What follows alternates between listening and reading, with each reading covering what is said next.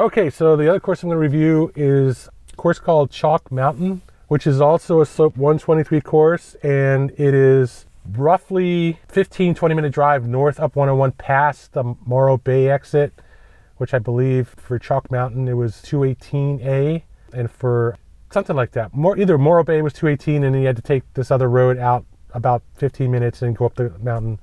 And Chalk Mountain was further exit past Morro Bay turn up 101.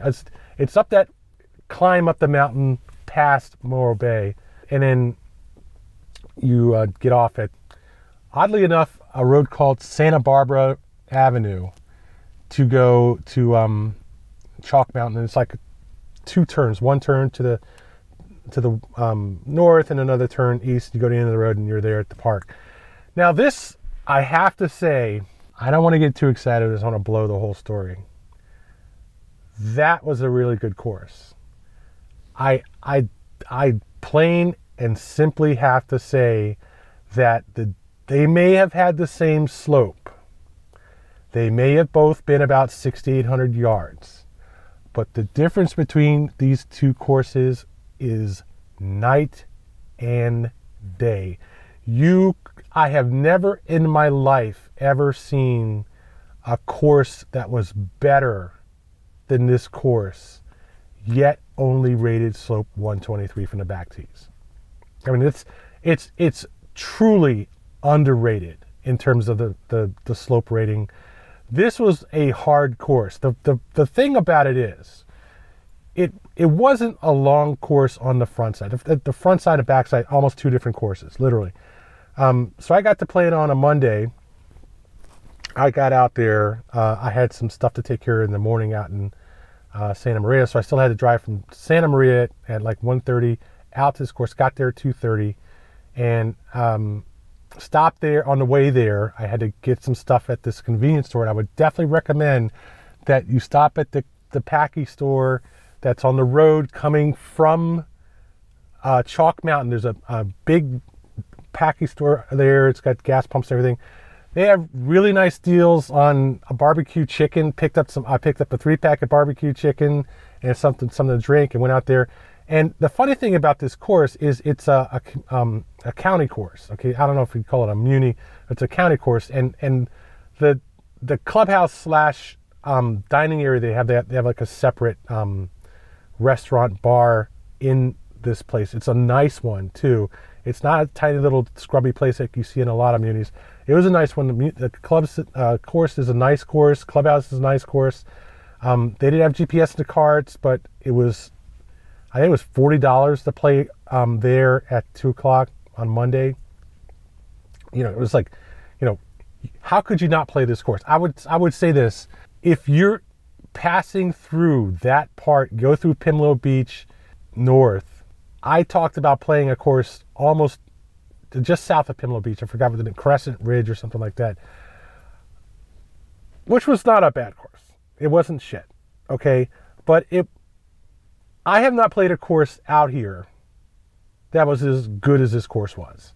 And I'm talking about La Purísima, some other courses I played, which were good courses, very nice courses. I enjoyed playing them. This course was tough. Very tough. The backside of this course was easily 140, slope 140 from the back tees.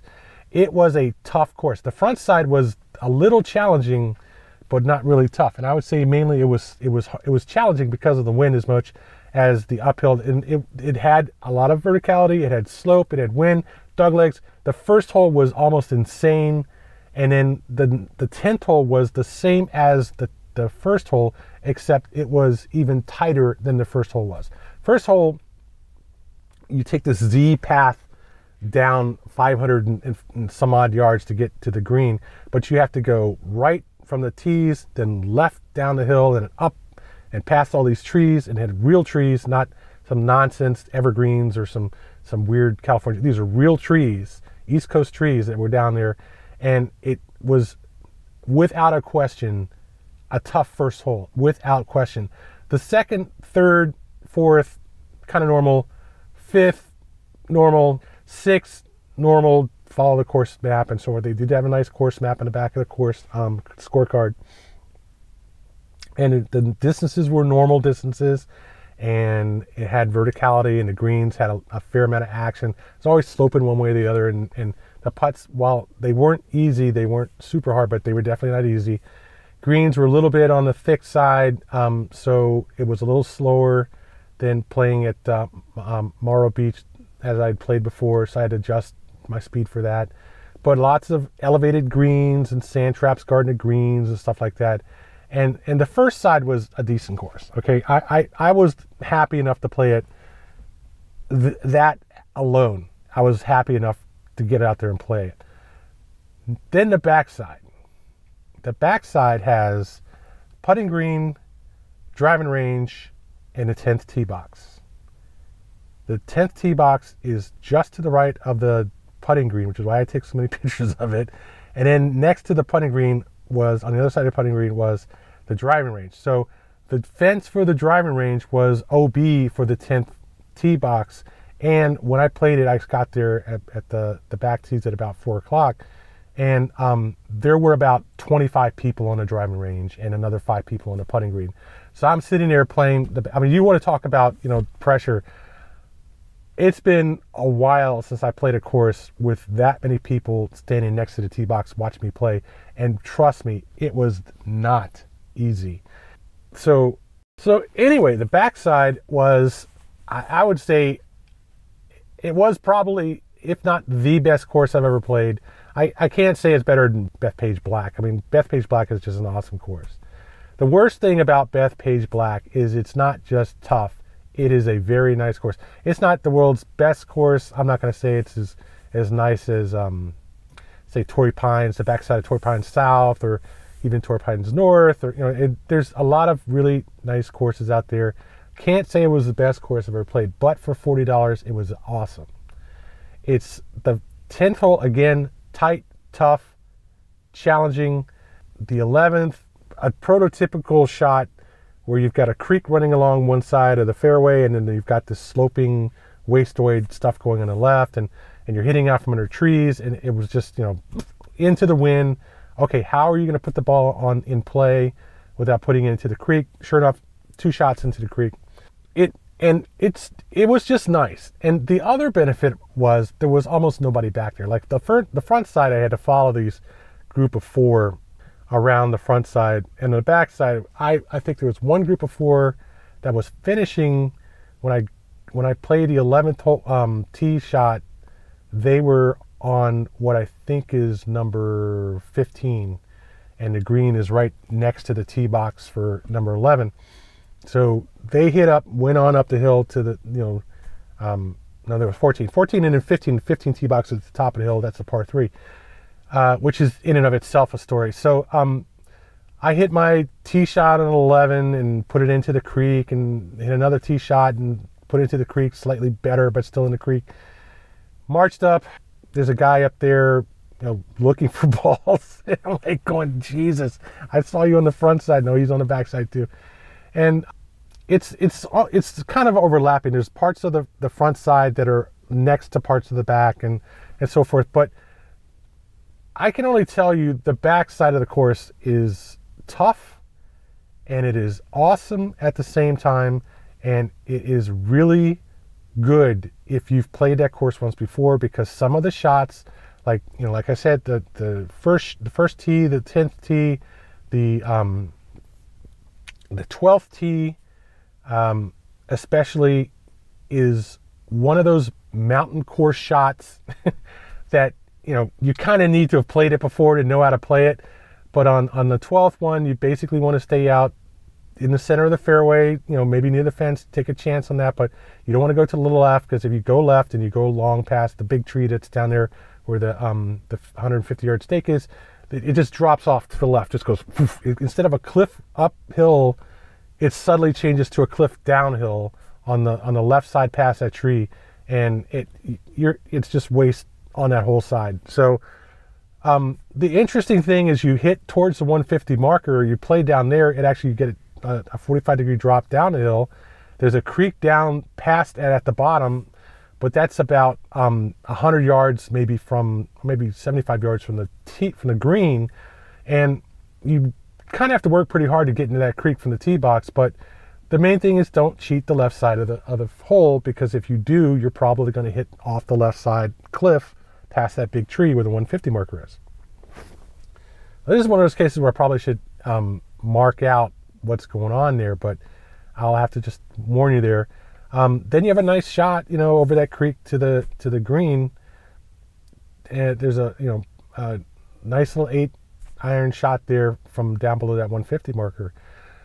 You're not done. Now you're going to turn around and you're going to go back up that hill that you just came down, except you're going to go up the right side, which is even steeper and has a wider fairway and stuff. And it's just like this 45-degree slope up the hill, and the whole hole's a par 5, about 525 up the hill. And that's a nice shot, blind shot to the green, but still, once you get at the bottom of that slope, you can't see up there to the green, but you can see it from the back. And then you go par 3 on the right side. It becomes a real mountain course at this point. Par 3, big drop off behind the green, big drop off to the left. It's just a nice 150-yard par 3, and then another par 5 that goes through this chute. They seem to like chutes on the back side of this course, and then it runs around to another green that's next to. It's not the exact same green as one of the previous holes there. I think right after the 11 tee box, there's 2 greens there, and then you go up behind the tee box for 11, and you're on the 15th fairway, which is a 225 or 230 yard par 3. Now, secret to this one, which you really don't want to miss, is the whole left side of that par 3 is a 45-degree slope down to a pond or a lake or something down there on the left. So if you miss the sand trap next to the green, if you don't make it at least within that sand trap, on the left side of the green, your ball's off and to the left down that slope. I was able to find mine because my ball was short and played up. Went on to 16, which is escaping me at the moment. I think it's that crescent left that then takes a right. Crescent left around the side of that sloping hill, which then takes a right down the sloping hill to a green. It doesn't quite sound like the numbers right. I think that's 17, which would, I don't know where at 16 I lost it, but I forgot it or something. I honestly don't know where I forgot it either, which is even worse, because hell if I know. I don't remember what 16 was. I remember 17 and I remember 18. 17 is that circle, that half moon crescent to the left. And then you have 18, which is that straight uphill shot into the setting sun. It's about a 450-yard par 4. And it's just really nice. The rough over there in that hole, because it borders the parking lot on number 18, was significantly deeper than most rough you see on most courses. And I actually had to walk on top of my ball literally before I found it. But I knew where it was because I hit like a really good drive over that tree, and I knew it wasn't like off somewhere, bouncing around in that parking lot. So it was tough, man. I gotta tell you, but it was nice. And to be honest, for the cost of that round, undoubtedly worth the money. There was no question. There were parts of the first side where, like the second hole, you're hitting up into this house. There's 2 or 3 houses right behind the green. But for the most part, on the front side, there were no houses really on the course. And certainly there were houses near the course. You could see there were lumen over the courses and some parts, but not really much house fouling at all, except for the second hole and maybe the 6th hole, the par 3. Yeah, definitely. Just a nice round there, and the backside was awesome. The backside was golfer heaven, honestly. Nice rolling hills there in Santa Margarita, I believe it's called. Just beautiful. Just a absolutely beautiful backside.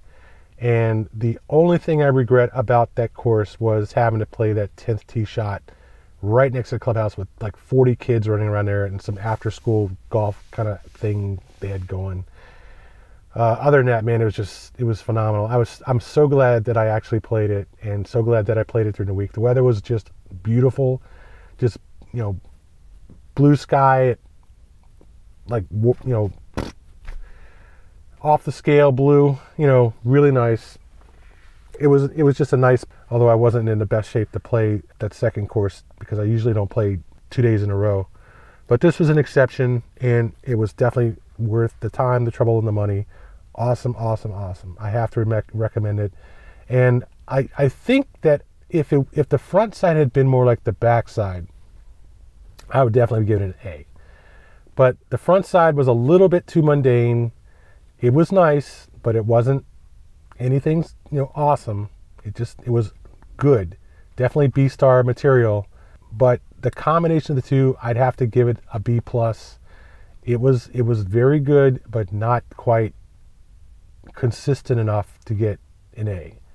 And I think I did give a course an A this last week, but I've forgotten the name of the course. I mean, what can I say? I mean, it's just, I've played a good 10, 15 rounds since I've been out here over the past 6 months. I was in Page for 3 months, and I came down through Utah and Las Vegas and to Lompoc. I've been in Lompoc for about a month now.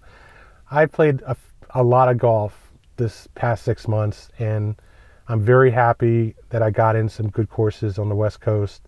There were some medium courses, there were some moderate courses, there were some average ho-hum courses, but definitely overall I have had some great rounds, and it's time for me to head back east. And I probably, every time I look at the weather, there's some kind of nonsense going on with the weather across the central United States. Like this week they're talking about, you know, like some new name for a nightmare weather pattern and football-sized hail and crap and stuff. And that's one of the reasons I haven't gone back, because I just don't want to drive back to all that freaking weather. Snowstorms in March in, you know, Texas. Come on. Who wants to deal with that? So, nice place to visit. I did take 6 months and visited and hung out and worked some things and worked on my car and did a bunch of stuff that had to be done. I just put off for a long time in my life. But man, got to go back home. Got to go back home sooner or later. Don't want to come back home in November. You know, it's just not what I want to do. And so sooner or later I'll be rolling back into the DC area. And I don't know what I'm going to do about finding a course to play on the way back. I don't know. I might take another trip up to Wisconsin or Minnesota or something. But I don't think I'm going to play, what was it, Whistling Creek again. I don't think I'm going to play that again. I probably could get on it for a decent price, but last time I checked, it wasn't even open. I think in April it wasn't open, but we'll see. There's so much to play, but I've played so many. I mean, New York, maybe I might go up there and play. Maybe, possibly. But, you know, who wants to play in Indianapolis or Indiana or Ohio or West Virginia? I don't really want to play that. So, you know, Kansas. I might stop somewhere in Kansas to play around. But anyway, it's been good fun. I had a great time. I can only say that the golf world has been kind to me. So this course, Chalk Mountain, going to give it a B+, good B+, $40 play around, slope 123, but definitely the backside plays significantly harder than slope 125. So hope you guys are having a good summer. Not too worried about Scotty Scheffler. Oh my. And, you know, go out and hit some balls, have fun. Thanks a lot for your patronage.